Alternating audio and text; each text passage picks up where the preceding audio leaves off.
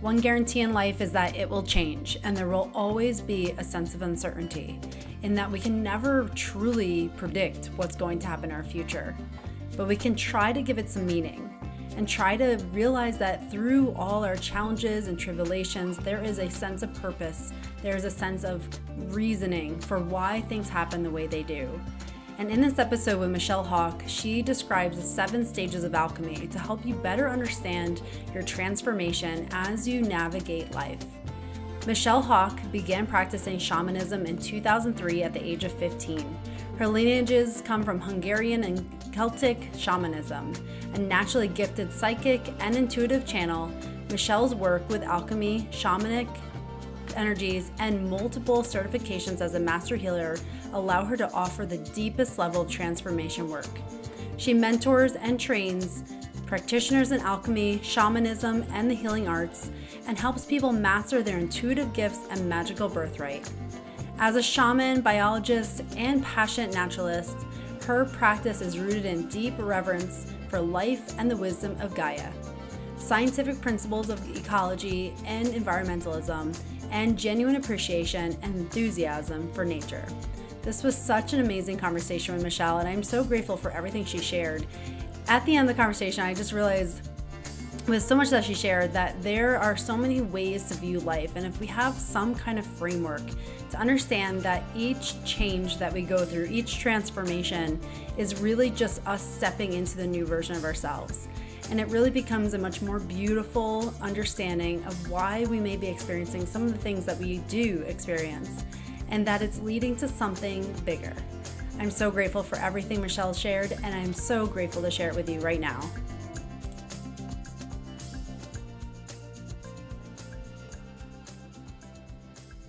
All right, welcome Michelle Hawk to the podcast. I'm so excited to have this conversation. So thank you for being here. Thank you, Kelly. I'm so happy to, thank you for inviting me. Thank you for inviting me to share this with your people.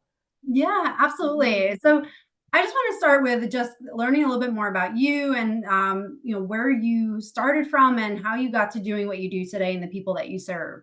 Absolutely. Yeah, thank you. So I was always drawn to the magic of the natural world, the unseen realms. I was one of these magical kiddos. Of course, we all are. And many of us go through that journey of feeling really connected with our empathy, with magic, with energy. And then that kind of closes off as people get older, generally speaking.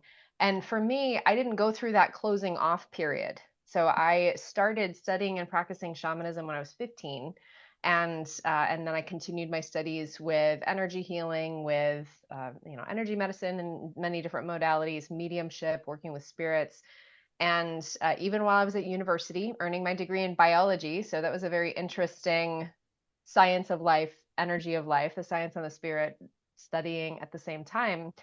And then that was always an interesting ground to walk. This was in, oh gosh, when was I in school? This, like early 2000s or and so then just having these conversation with all my pre-med classmates of like, hey, perhaps meditation and energy medicine might have a role to play in wellness and self-care. And at the time it was like, go away, you hippie.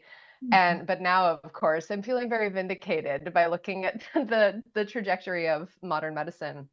But for me, they always made sense as 2 lines of inquiry into the same universal truth about life and about the rhythms of nature and about ourselves, and looking at the ancient alchemists in particular as the really like the forefront of all modern sciences. All, we can thank them for the periodic table, we can thank them for physics, we can thank them for chemistry. It's the same root of the word, alchemy, chemistry. And for them, it was very much this journey of science and spirit going hand in hand. That is very much my philosophy, is the way that we take care of ourselves and the way that we're exploring the world through the lens of conscious inquiry, but also recognizing our subjectivity and our participation in the cycles of nature and in the ebb and flow of energy and in the seasons, and in how we're taking in nutrients and how we're ebbing and flowing through the seasons of our lives and people coming and going in our lives. So I feel super passionate about this. This is, these are people who I help, people who are called to mysticism, who are called to study and practice, spiritual, more than philosophy, but more a spiritual practice in their lives. I work with both practitioners. I have about 50-50. My clients are practitioners and non practitioners. So I work with people who are already in the healing field, whether it's as body workers, therapists, mystics themselves, energy healers, coaches, etc. And they want to support their practice with spiritual skill development, particularly in the realms of shamanism and alchemy and mediumship, because those are my specialties. And I support them in training and the practical application of these mystical technologies and spiritual skills. And then the other half of my clients are not practitioners, but they're people who are called to the mysteries and who want this work for themselves, for their transformation, their healing, and well-being in their lives. I love that. And I love how you talk about, how science and spirituality are not mutually exclusive, that they very much are integrated, and how we can combine those to really just get a deeper understanding of how everything is working around us. So I absolutely love that. And I think what's fascinating about your story is how you talk about you didn't close off as you're a kid, because I think that's, I have two young children. I like see the light and the spirit, and then I'm like, oh, please don't let society shroud that. Can you Mhm. talk about that? Like, was that something, because it's amazing you were into shamanism at 15. I mean, that's amazing. Was that something that was always like a curiosity as you're a kid, or like what allowed you to stay open to things and not be maybe dimmed by some of the societal messages? Kelly, I am so grateful for my parents in that. And I think, as I hear you talk about your young children, oh, please don't let society dim that light. I was so fortunate. I am so fortunate they're still alive to have parents who they didn't necessarily understand how I saw the world, but they supported me. And, even as like a young kid, I was super into animals and like being outside and wanted to touch all the plants and, make potions out of dirt and leaves in the backyard. And they were always like, okay, great. What else is that deer saying to you? Because I would report hearing messages from animals. And I know on your previous guest, you have someone who does animal communication. And that's Mhm. actually where I started my practice in 2009, was working exclusively with animals. So animal communication and being a psychic medium was the beginning of my professional journey. So I had very encouraging parents, even though in school and obviously in university, I had people like poo-pooing my spiritual philosophies in the biology department. But having that, also that community, I was really fortunate to have mentors at 15 years old. And I literally stumbled into this shamanic workshop, the very first one I took. I was always drawn to, like folk tales and kind of the mystical, mythopoetic lens on reality. So I read a lot of folk tales from around the world, which really are rooted in the animistic worldview, where the animals talk, everything is alive. The waterfalls and the fire all have spirits and they can communicate, and people are in this communication with the natural world. That is the foundation of every shamanic practice, is an animistic practice. So I was already very attuned to the aliveness and the connection of all things around me. And I was in this communication, this unconscious communication with it, that then when I went to this shamanic world workshop, they gave me a vocabulary for how I already perceived the world. And it was like this, one of the angelic choir moments of, oh, everything makes sense now. Thank you so much. And everyone else in the workshop were adults. And here I was as a teenager in high school, and so it was this really interesting, like, okay, here's this thing that's very important to me, that I'm at school, nobody gets it, there's nobody for me to talk to, but I had enough people supporting me and believing in me, and encouraging me and making it okay for me to pursue that I was able to like incubate myself and not feel like I was completely crazy, and continue that through university, and then I ended up starting my business. I never set out to become an entrepreneur. I started my business because people wanted to pay me for what I already wanted to do. So I was offering energy healing work and animal communication sessions just because I liked it and because that was very important to me. And people said, "Oh, can I pay you for that? Can I have a session? I want to pay you. How much do you charge?" I was like, "Gosh, I don't know. Like $20, $50." And so I ended up setting up my business to have an official way to make appointments and receive money for that. And then it has grown substantially where now I've been in my practice for about 15 years, and it has changed over time, and I teach people how to do the things that I was always drawn to do. I love that. It's like knowing your truth and having that deep inner knowing of where your path was going, but then having that validation of others saying like, okay, this is a real thing, that's Yeah. so reassuring, for anyone who's like listening and maybe is younger and is feeling like this is something that I'm drawn to, that Mhm. continue on that, listen to that inner voice and continue going on that path, and you don't have to conform to what other people say is right for you. Exactly. I would say one thing though, I didn't always know where I was going. And Mhm. so I think that there's this, everything else you said totally spot on of yes, trust in that. But my path, and I see this for all my people, I really wanted to know where I was going. I was like, tuning in spirit. Tell me where am I ending up? What's happening? What do I do next?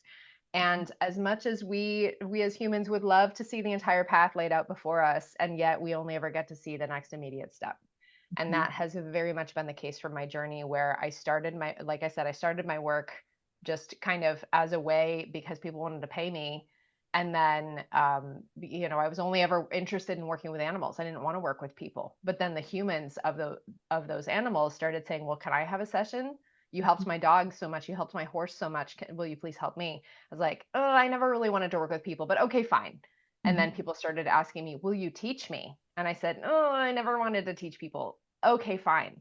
So it was never about, like, if you'd asked me 15 years ago if I would see myself doing what I'm doing now, no way. Mhm. No way. And so I think there's this element of trust there also, of letting your path bloom like the rose, and knowing that you can't go in and pry all the petals apart because you'll just rip the whole thing apart, but instead you need to trust the unfolding, because who you become by taking the next step on the path opens up a whole other array of paths for you to take, and it would be impossible for you to predict now where you would end up 30 steps Mhm. from now. Yeah, thank you for sharing that, because I think there's this like subtle expectation that we all have that we have to know, where we're going to be in 10 years, and to share that journey that you experience of just taking the next step and just trusting the process is beautiful, because I think it gives us all a little bit of grace in not having to have all the answers right now. So Totally. Oh, I there's so much. appreciate you sharing that. Oh my gosh, there's so much pressure. Like, remember when you were a kid? What do you want to be when you grow up? Like, Mhm. Yeah, okay, figure out what do I it want to with do when I'm time. 6. Right. Yes. Yep. Exactly. I want to Yeah. go back to what you were talking about in the beginning as far as alchemy. Do you mind just Yeah. sharing what is alchemy and how does that play a role in our lives, and how can we really use that to transform our lives? Absolutely. Yeah. Alchemy is something I'm very passionate about. It's in conjunction with shamanism. It's one of the two main lineages that I work with. And I came across this, or I guess it called me several years ago, in I think like 2016 is really when I started recognizing and realizing, oh, this is the other part of my practice that I didn't same with shamanism. Like, it's almost like I didn't really realize it I was participating in, but then when I discovered it was like, oh, this is the language for what I'm already doing. And it has been the biggest thing to support transformation in my life and in the lives of my clients, because it is literally the art and science of transformation. That's all it is. And of course, I say that it's very simple, and yet it's so much more rich and complicated than that. But at its core, it is how transformation actually works. And it is an ancient wisdom. It's, so I mentioned the ancient alchemists. There are very widely varying accounts of where and how alchemy originated, but we can kind of collectively agree it originated in ancient Egypt and has spread all over the world. There's many stories of alchemists and people practicing alchemy all throughout the Eastern world, the Taoist alchemists, throughout the Middle East, the philosophers of those cultures, and then it eventually spreading into Europe. And we have kind of this alchemical renaissance, or alchemical, what a lot of people think of when they think of like the old dude with the beard poking at the beaker, right? Like that was, European alchemy of like Isaac Newton's era and a little before. And so, and Galileo, right? Like these are some of the well-known alchemist names in the Western world. And we commonly think of them as scientists. They were alchemists. They were practicing alchemy, which of course now we know, it was a scientific and a spiritual investigation. So it's this ancient wisdom, and you might wonder, okay, if it's this ancient wisdom that a bunch of like old, people thousands of years ago were practicing and like poring over these mystical texts about, why should we care now? Well, here's the thing about universal law is it doesn't really change. We have these universal truths just throughout the history of the cosmos that are like pretty consistently true. Like gravity is, has been true for the entirety of Earth so far as we know. And the sun rises in the east and sets in the west according to the orbits of the planets. So we have these fundamental truths about the operation of the world and of the cosmos. And alchemy is the map for how we navigate that. It's really, essentially much like science would say, well, the periodic table is the definitive categorization of the elements. Of course, there's, space in case we discover anything new, but there is this method of organization of our understanding of the world. And alchemy is the method of organization of our understanding of transformation. It offers us a very logical, very comprehensive framework for how transformation actually works.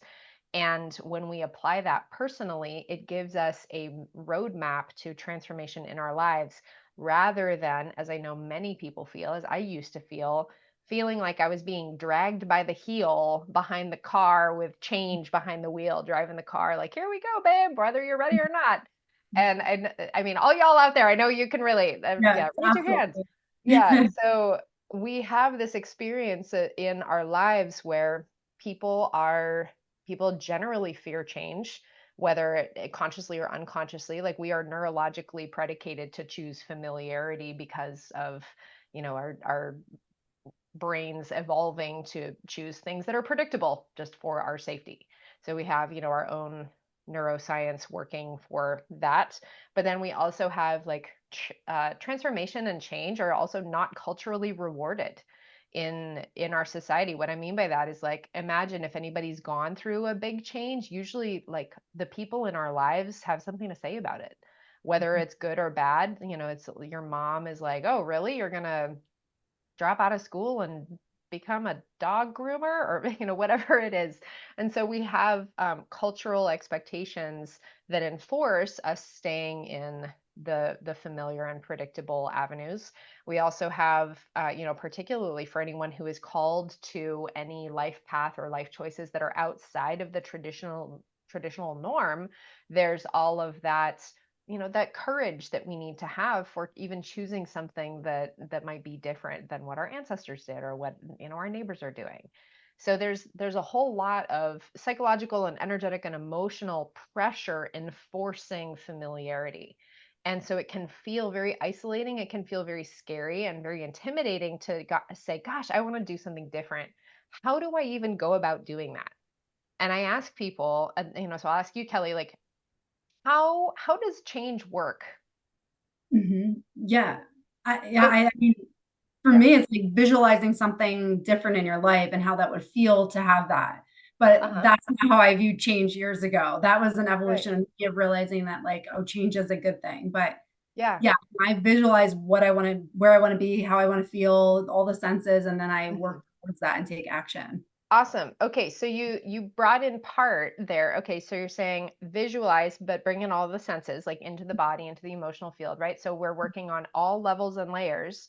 Mhm. But visualizing and moving forward, that's only part of the equation, because we also have to release and grieve and let go of what we used to be and who we used to be. Absolutely. And Mhm. that is what most people in the world, if I ask, and I ask people this question all the time, how does transformation work? If I were to tell you, like, okay, how would you move forward from today becoming a different person? They always start with the rebirth, but alchemy actually starts with death.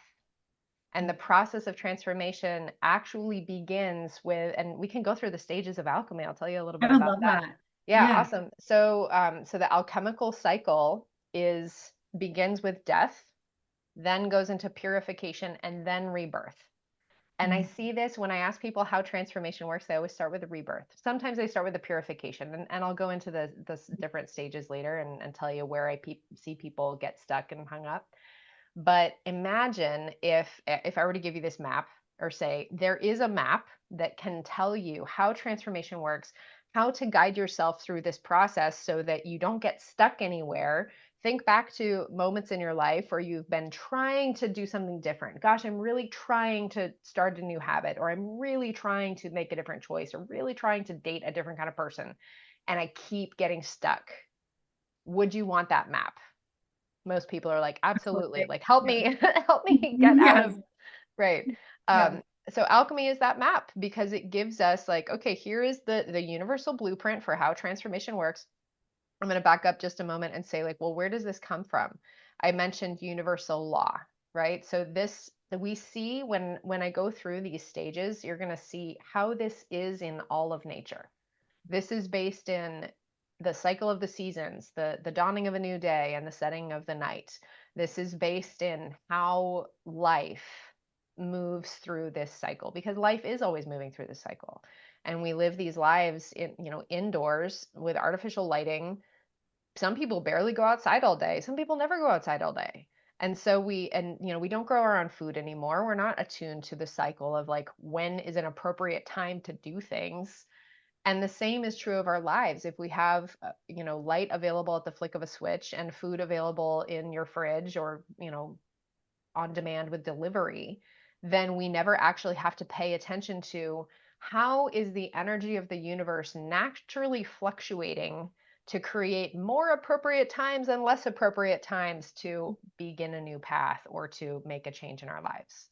And so, you want to look at like, well, why is this really relevant now? This is more relevant than ever, because people are in this state of disconnection and fear and separation and exhaustion and overwhelm, and not even knowing what questions to ask about this. Is like, I just want my life to change, but I don't know how, is usually where people come into this. I want my life to change, but I don't know how, but I know there's got to be magic involved. Well, my friends, that's alchemy. So I'd love to walk you through the 7 stages of alchemy. Does that sound good? Yeah, let's do it. Awesome. Yeah. Okay. Okay, great. Y'all are getting like a very brief lesson. I will also say I teach a 200-hour alchemy practitioner training. That's a year-long apprenticeship. So this is something that I'm giving you like the tiny little taste here, but there is so much more to be delved into. And I know my website will be in the show notes, so y'all can go check that out if you're interested. But the tiny version that you're getting today is enough to at least start you on the path. So like I said, alchemy begins with death. And we have 7 stages of alchemy that are divided into 3 different phases. And there's 2 stages in the death phase. There's 2 stages in the purification phase and 3 stages in the rebirth phase. So if anyone's taking notes, don't worry about it. Just let it wash over you. And I invite you to kind of go on this little journey with me. And if you want to go back and revisit later, I also have tons of resources. Like I've got a guide to the stages of alchemy on my website if you want to go read through everything I'm saying and then have practices with each stage. So don't worry. My teacher mode is coming out of like, I've got you. So we begin in the death phase. And we begin with the first stage of alchemy, which is called calcination. And calcination is associated with burning. The energy is the loss of physical structures. And people can, with all of these stages of alchemy, we can consciously participate in them or invite them in. But often they are also things that, that happen in our lives. So an example of a calcination event in somebody's life would be they lose their job, right? Which is a physical structure. It's a like a physical structure of their identity, of their earthly reality, or they get evicted from their home, or they lose a loved one, or they go through a breakup. All of these are calcination type events. There is a loss of a physical structure.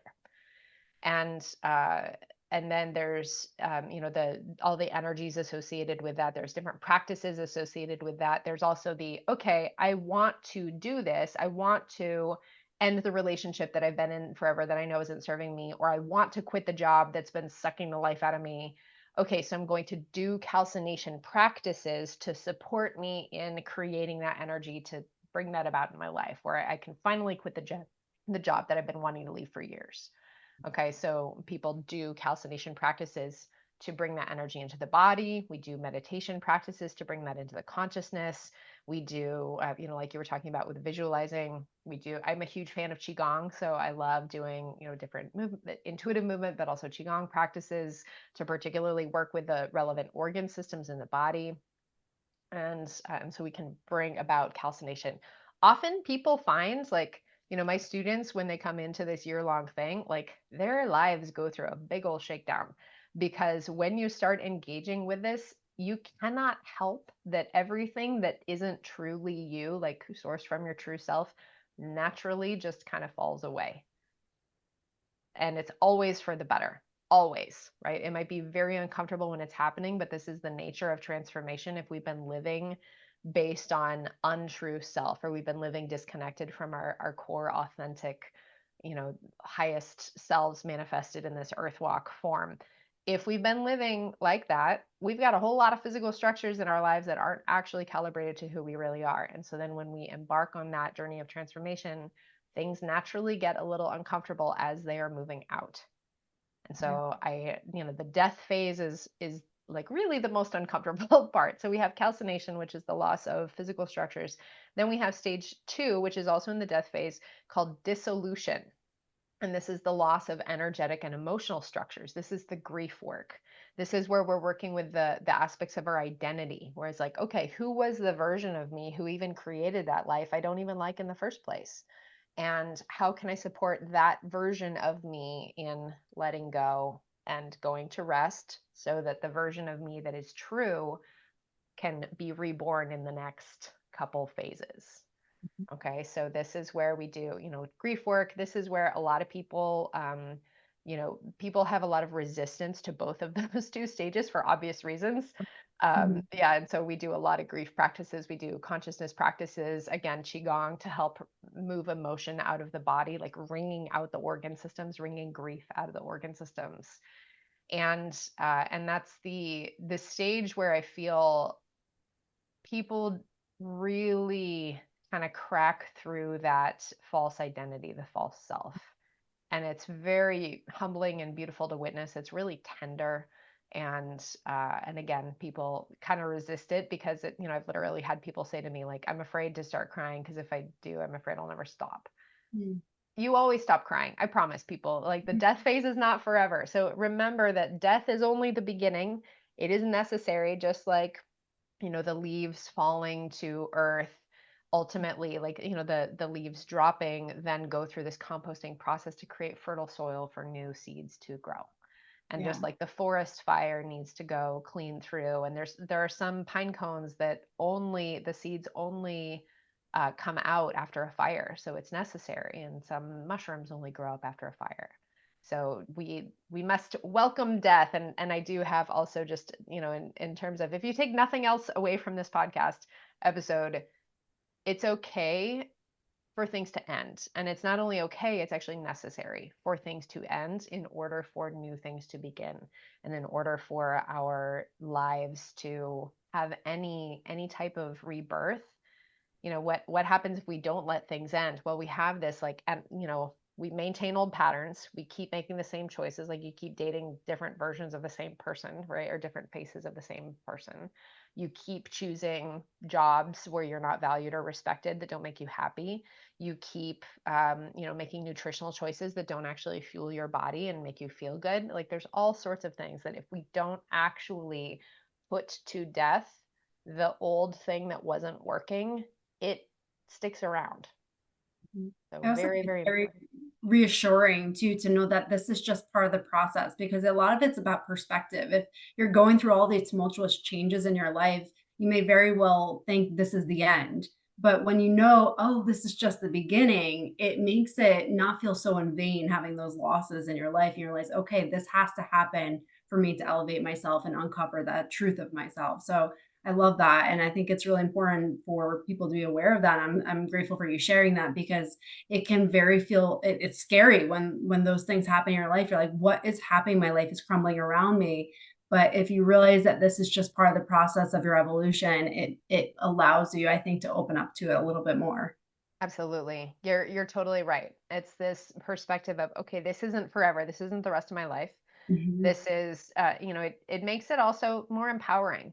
And that's what I found my students experience is like, okay, I'm really uncomfortable here, but it's very reassuring to know, again, there's the map. The alchemy is the map. It's like, Mhm. okay, this is only the beginning. But then once we move out of the death phase, the third stage in alchemy is part of the purification phase, and it's called separation.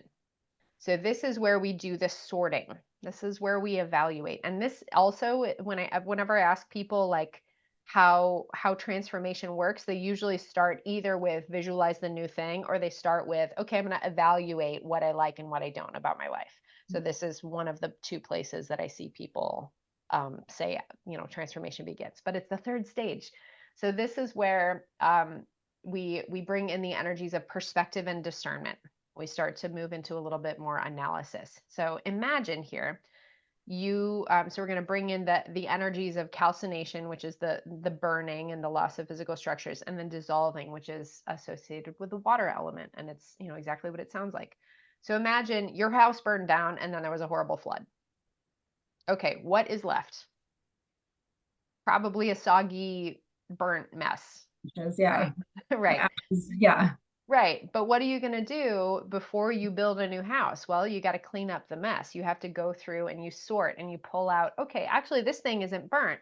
This thing, and once it dries out, it's going to be fine. Oh no, this is totally, total garbage now. So this is where we go in and we sort through what is left after the loss. And part of the death phase of alchemy, part of, entering into this whole cycle of alchemy is trusting that anything that is true, anything that is connected with your own highest well-being, your own radiant aliveness, is going to make it through the cycle. We enter into the fires of transformation, trusting that anything that is true, anything that is healthy is going to make it to the other side, and anything that is not is going to be burned away.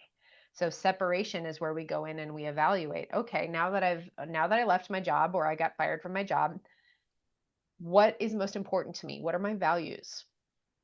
Now we start to vision a little bit of like, okay, who am I growing into being? What do I want to bring into my life? Sorting through what is left. Okay, I have all these skill sets. I know I never want to work in tech again, but I have all these skill sets of project manager, whatever it was that we were doing. Or like, I'm totally done with the Western medical field, but I still have my license. So now I want to be a naturopath, or, whatever that journey looks like. And the evaluation, perspective, discernment, and moving in that into the body, we create trust in the body. And I know a lot of us out there don't trust ourselves because we're very disconnected from the body. We're very disconnected from our own intuitive wisdom. So we anchor into your body actually knows what is really good for you. Your body will tell you the answer if you can be quiet enough to listen. So we learn how to drop into that trust and discernment within the body wisdom and within our heart wisdom. And then from there, we move into the next stage, which is called conjunction. Now, conjunction is where we're beginning to rebuild. We haven't rebirthed yet, but we're beginning to rebuild. This is where we take some actions to make a new body, right? So but imagine it's not your final form. Imagine you're working with Sculpey and you're just going to put together, okay, who's the new version of me? And I want to build this little version out of clay just so I can see what they look like and make any adjustments that I need to. So you're starting to, okay, I'm going to apply for new jobs. Okay, I'm going to get my business license. I'm going to send out a resume. I'm going to make a dating profile. I'm starting to put new energy into this next version of me, but it's not done yet. Okay. Then we shift into the rebirth phase. All right. So we started with death, with purification. Now we're in rebirth. And the next stage is called fermentation. This is the fifth stage of alchemy, fermentation.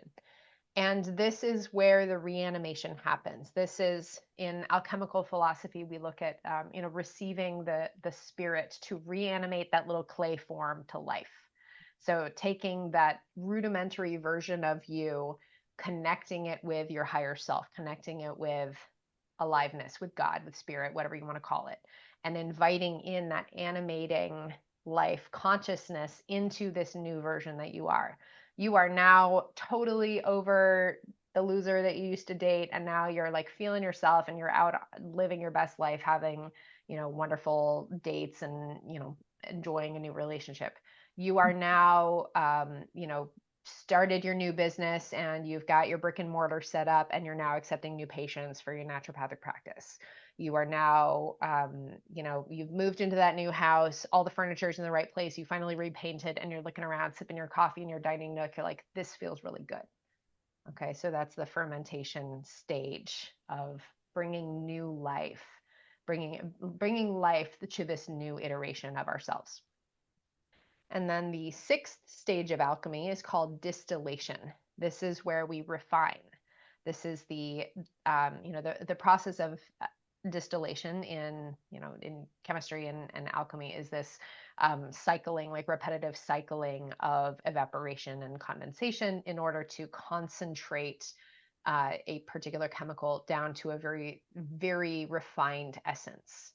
So this is where we refine in ourselves. We're saying, okay, how can I be even happier? How can I be even more concentrated in the true essence of my being? Okay, you know what? I kept that thing that I wasn't really a fan of. Like, my mother-in-law gave us that vase, and you know what? It just needs to go because it doesn't fit in my new house. I'm not having it. I never liked it. Or, this person that I'm in a relationship with now is pretty great, but it's not totally right. So I'm going to shift and make an adjustment, or whatever that case may be. Or, in addition to my naturopathic practice, I really want to practice sound healing. So I'm going to bring in that now. And okay, now I feel really dialed in.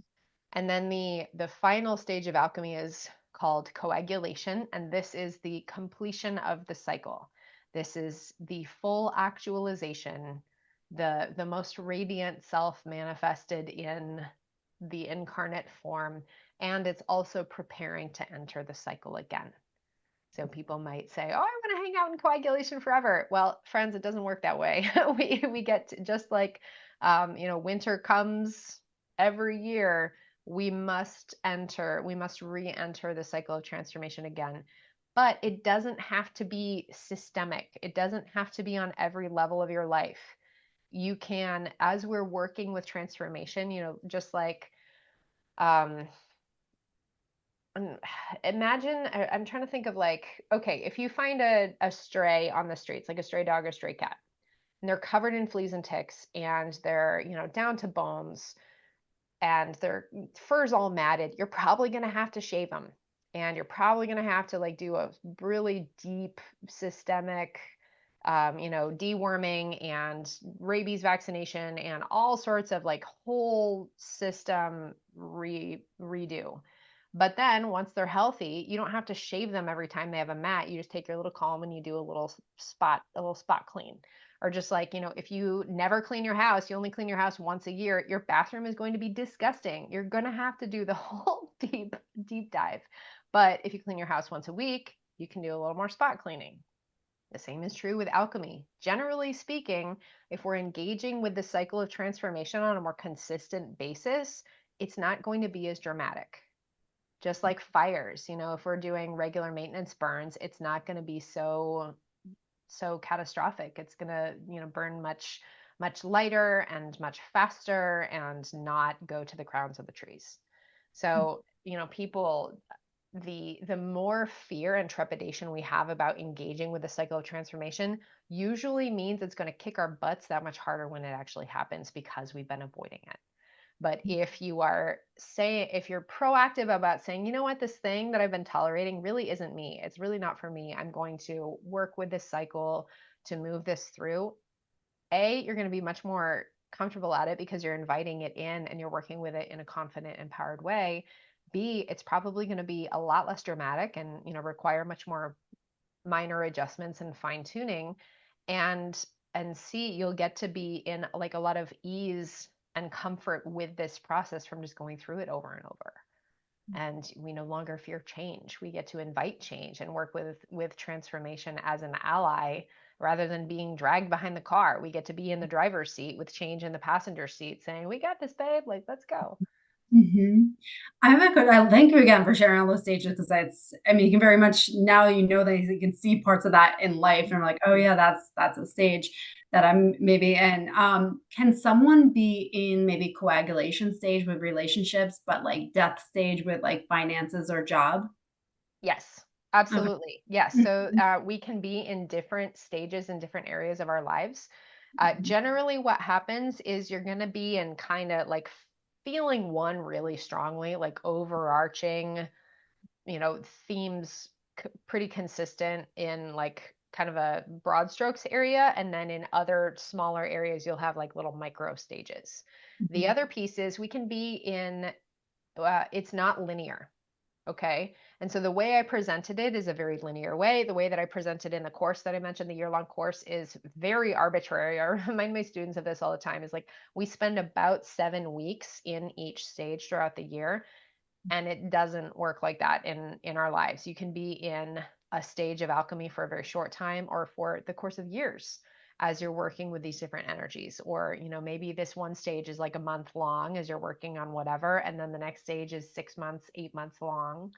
Maybe you're in both of these stages simultaneously, right? So like with the first two, the calcination and dissolution, the loss of physical structures and the loss of energetic structures often go together. People are going through a process of moving out of their home. Well, they're losing their home, the physical structure, but they're also going through grief or sadness or transformation and the loss of that version of themselves. So it is not linear. It's not exact, but it does provide, again, that framework of like, all right, I'm feeling really great in what the example was that you gave of like, I feel like I'm in coagulation in my relationship. It's really awesome. I love it. I'm super happy in my partnership. This is really great, but my work life sucks. My work life is really needing a good old calcination. Okay, so when that's happening, we lean on the areas where we're supported, and we receive the blessings that we have of being like really nourished and well fed from those aspects of our lives that are going really well. And we can also take some comfort in that, being like, okay, I'm supported in this way. I have evidence in my life that everything is not terrible. Okay, I'm going to approach this with courage and hopefully a sense of humor and some grace towards myself, knowing I don't have to have it all figured out, but at least here I have a little bit more organization and I can approach this from a way that feels confident. That's really one of the biggest things that my students say is, they say like, I feel like I'm in spiritual grad school, and also like no longer terrified of making big shifts Mhm. in life. Yeah, absolutely. And just another question off of this is that, we tend to attract the energy that we are within ourselves. So if for someone who's maybe not aware, not on a healing journey, is not even willing to self-reflect, if they are noticing their life just kind of falling apart around them, but then they, maybe blame people outside themselves and are just not willing to kind of look inward, do they stay in that stage? Will they progress out of the death stage, or do things just continue to fall apart around them to prompt them maybe to look inward and what they can do about it? That is a great question. And I mean, it kind of depends, right? Like what you said is if somebody is, and for example, like we see people who, we all have people like this in our lives, or we know people who are like, they're determined to be miserable. They are determined to, stay in kind of a self-inflicted punishment state or completely ignore all the signs. They're going to stay stuck in that reality. Everyone has the option to wake up, but usually, if and in the guide that I mentioned that you can download from my website, it has like it talks about the energies of each stage, and it tells where people usually get stuck and what that looks like, as well as practices to move with that. So if you want to go in, you can read more thoroughly about like if the pitfalls of each stage, because they all have their own pitfalls. But yeah, people usually, if they don't know any better, they'll keep doing what they're doing. Like, we're really, really good at staying on the track we're going unless we have either some external force or some guidance or something clicks within us that makes us do something different. So yeah, for the people in our lives who seem determined to keep making the same old choices that are not serving them, if perhaps we can offer some of that support, and also trusting that they're going to get whatever message they need to. And if they're stuck there, then there's some aspect of that either like they're really attached to, or perhaps there's some addictive patterning or victim energy going on. We don't know exactly what that is, but if they are ready, and if they decide that they're going to have a different experience, then I do really firmly believe that they will be supported in receiving the medicine to move out of that when they are ready and they choose that. Yeah.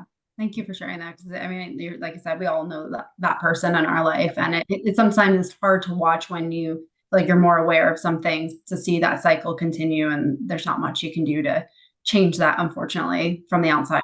So Yeah. thank you. Yeah. And We one thing that we can do is just like, when we have this knowledge, it also, it's not necessarily like, oh, I know more than you, I can help you, but just having compassion for when we didn't.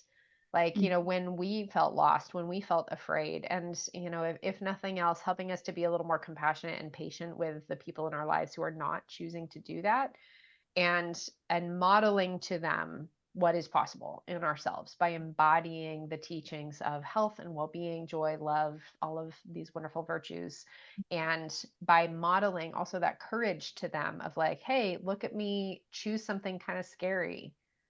I'm going to do it anyway, even though it's a little scary, because I'm wanting to make this change for myself, and I'm leaning on my support. So I'm going to show you what's possible.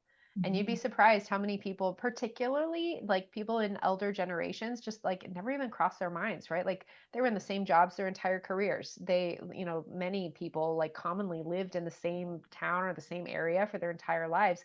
Never has crossed their minds, like our parents and grandparents age, depending on your generation, that they could do something different, that they could be with a different person other than their high school sweetheart who they've been married to forever. So modeling, we're living in this like very rapidly accelerating world where, everything is just going much faster, and change is much more rapid.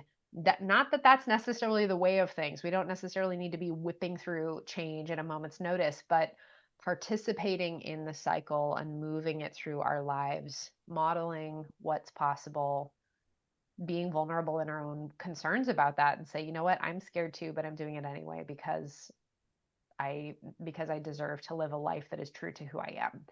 And I'm going to be bringing in these particular tools. For if people are open to hearing the language of alchemy, you can talk about that, or maybe you call it something else to make it more accessible. But yeah, absolutely. And that energy is contagious. When you start elevating yourself, it does tend to draw some of those people, maybe who are at least on the fence of working on themselves. So yeah, absolutely. Just another question off of this, because trusting yourself is so important in this process, I'm sure. How important is it to connect with our higher self through this process? And if we have maybe struggled with that and aren't very intuitive or connected, how can we cultivate that so that we can really anchor into our deeper knowing and where we believe our soul is meant to go? yeah, absolutely. Connecting with our higher self. And I would also add, particularly for any mystical tradition, connecting with the guides and teachers associated with that tradition. So, with any mystical avenue, there's a whole suite of spirit side guides and mentors. And within alchemy, we work with particular divine beings who are connected with this, who oversee and offer transmissions to this. So, very much connected with the intuitive and the spiritual aspect. For people who are not as practiced in that, there are different techniques and different practices to work with opening up the physical anatomy of the energetic channel, working with different centers in the body, working with different consciousness practices. Just like you would go to the gym to build your musculature and to be better at a sport, I have these particular consciousness practices that I teach people to like flex the muscles of their energy to get more comfortable and confident sensing and feeling energy, and then projecting and directing energy as well. So, you can go to the gym for your intuition, your energy body. I promise. I teach people how to do that. And then also, one of the biggest barriers to trust is, again, our own conditioning and our own, our own beliefs, our own accumulated crap. And I have often found that one of the biggest pieces is just having people figure out how to hear the voice that is already there. I promise that your intuition is already there. Your voice is already there. Your higher self is already trying to communicate with you. All of the divine beings associated with whatever lineage or whatever mystical tradition you're working with are always and consistently trying to connect with you and communicate with you. So when we do learn how to listen, there's never a lack of support. It is always there. Beautiful. And just so reassuring for anyone who's in that process, like, okay, well, I don't hear it, but maybe if you're just tuning into it and allowing them to move through that, Yeah. gain some of Yeah. that. Tuning into it, absolutely. And then, people would ask, well, how? Okay, so quieting distraction. A lot of people, particularly like I said, people don't go outside, people don't actually slow down. So learning how to regulate your nervous system is a really important piece. Learning how to actually sit still and be quiet without needing to look at our phones, without needing to noticing the spinning of the mind, essentially downshifting into kind of a peace and stability, which is really, really hard for a lot of people, particularly if there's a lot of like stress, tension, activation in the body and the nervous system. So particularly, again, high achieving, professional, corporate, fast moving ER nurses, tech people, etc. One of the biggest and most challenging pieces is learning how to create stability. So there are a whole bunch of practices on that. Again, I teach a lot of practices about this. Find your favorite, like qigong or tai chi type thing to do. If you've got a lot of accumulated stress and you can't even slow down, then start with some of the more active yang practices. Start with like shaking and tapping and sweating and I have a client who one of the ways that they like to work with this is like going out and doing like really extreme physical labor in the garden. So like hauling around big bags of rocks and digging trenches and stuff. I'm like, great. Okay. If that's helping you discharge tension out of your body so that you can actually come to stillness and peace, then sweat it out. Do what you need to do. And Yeah. then and then when people can come to that stillness, that's where we can start to hear the voice. It's like if you take a jar of muddy water and you're trying to fish all the mud out so you can see through the water and you're stirring and stirring and stirring, you're not ever going to be able to see through the water. But if you just let the jar sit on the counter, all the mud will settle to the bottom and you'll be able to see through it clearly. So clarity comes from being still enough and quiet enough that we create that peace and we can see and hear clearly through. That's such a great analogy too, because it's just a good reminder for anyone who struggles with that, which is most of us today, and being distracted constantly. And for someone who's listening that is curious about taking the next step forward but maybe feels overwhelmed by everything, what's the smallest step they can take today to start moving forward in their journey? Oh, that's a good question. The smallest step they can take. I think opening to the possibility that they can. There's a lot, I offer this to my clients, particularly who have a lot of resistance, who are like, I don't know how, I don't believe that I can. Oh, I can't do that. I do have clients who say that sometimes. Oh, I can't do anything different than I'm already doing. And I ask, well, is there some part of you that believes it might be possible? It could be your pinky toe. It could be your earlobe. Like it doesn't have to be your whole self. It could be some little tiny part of yourself that believes it might be possible to do something different than what you're currently doing. And I have them assess through the body and ask, okay, I'm asking for my body or my consciousness to tell me, is there any part of me that believes something different might be possible? And they identify where, and they always do. It's never 100% no, that's impossible. There's always some part that's like, yes, I do believe that I could maybe be something different. and I have them identify where this is in their body. So all of you can go do this as an exercise if you like. Identify where that is, feel it, feel the energy of it might be possible, and imagine that as light. And let that light in that part, say it's your left pinky finger. Okay, your left pinky finger is full of the light that something different might be possible.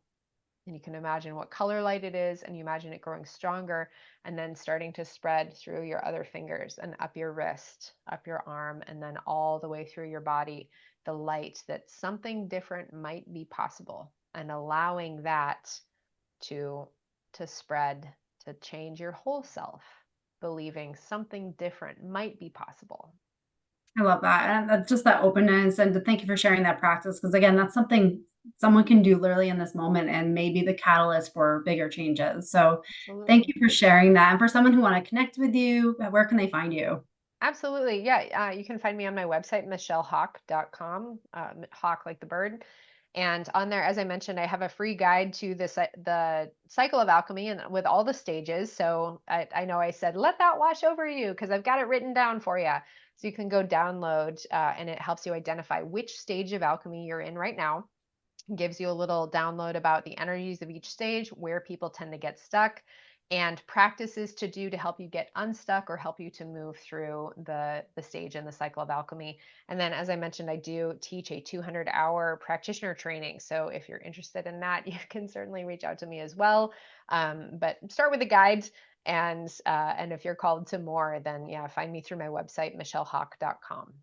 Amazing. I'll put everything in the show notes for anyone listening. So definitely check that out. And thank you, Michelle, for everything you shared today. So much value in this. And I know it's going to change somebody's perspective on life today. Oh, you're welcome, Kelly. Thank you so much for having me. This was great. And yeah, thanks for your awesome questions and letting me kind of run with it. I get really excited about this, and it's honestly, it's fun. Here's the other piece is like, change doesn't have to be scary. It can be really fun, and it can be very empowering.